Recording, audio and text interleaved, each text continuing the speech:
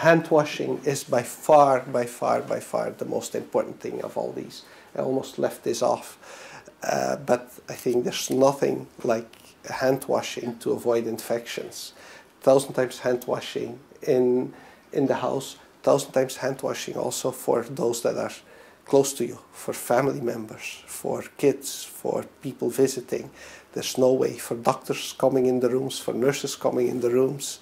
It's something we all forget, but it's well proven that 90% of all infections are transmitted via contact. Even things like flu, even things that we think of as transmitted through coughing, often are transmitted through touching. And hand washing is one of the most important measures one can do. And that there's these days these antiseptic soaps, and they are very, very good, or antiseptic liquids that I see here just as I see them in the States. They're very good. They're still not as good as hand washing, thorough hand washing. Fertility is a big problem for younger patients, a problem without a solution. So the fact of the matter is that many people are infertile after transplant, and the older they are, the higher the risk. And that's true after heavy chemotherapy for cancer. That's even more true after transplant. It's not invariably true. I have several young women, people who had transplants in their 20s, who have had babies. We have one patient who had 2 babies, 2 healthy babies. So there are quite a few people, young people, who get children, but there's no good data on that. Others still are infertile. Both men and women are infertile. We always say consider sperm banking to men. In truth, again, the diseases we deal with are often acute leukemia. Don't leave us time to do that. There's honestly not people go from chemotherapy to chemotherapy, and there's just no time, no good moment to do that. For women, it's even more difficult. It's difficult to cryopreserve eggs.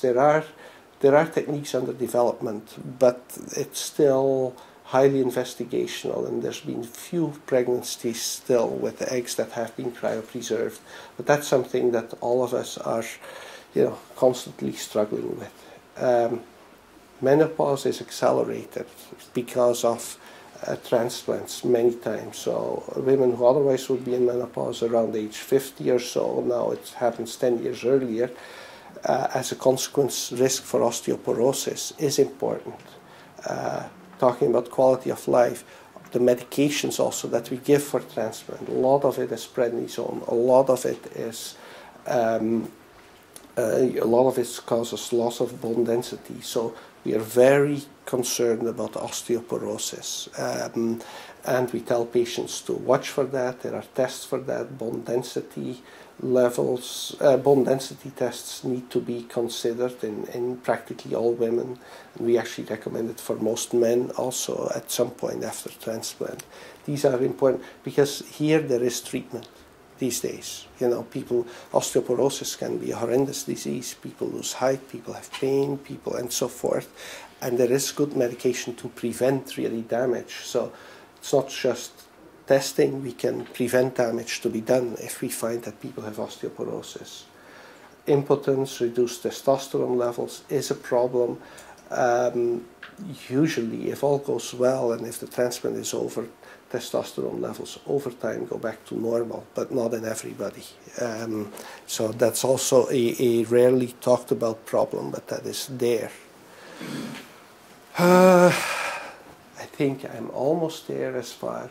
We recommend vaccinations, and that's something that is often overlooked. Again, that new donor system, immune system comes in and is not perfectly up to speed. These are the CDC. CDC is Center for Disease Control in the States. They come out with these recommendations. So basically, there's a recommendation to revaccinate every childhood vaccination, and we recommend that. That being said, I have never seen a donor transplant patient who developed polio or who developed measles. It's a very, very, this is being super careful. This pneumococcus is the pneumonia vaccine, as they call it in the States. Pneumococcus is a bacteria that is truly a problem. I would say about 1% of our patients gets it, so it's a rare problem, but 1% is still, if it happens, and it's a very, very serious infection, it's a very serious pneumonia. So we have a vaccine. This is very important. Flu vaccine is very important.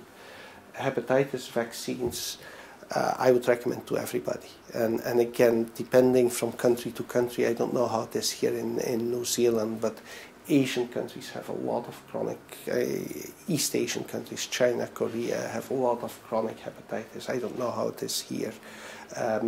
US has a lot of hepatitis C, more than thyroid problems, quite common after transplant, and we check, all our patients check once a year their thyroid. There's both again, this is a problem that can be dealt with.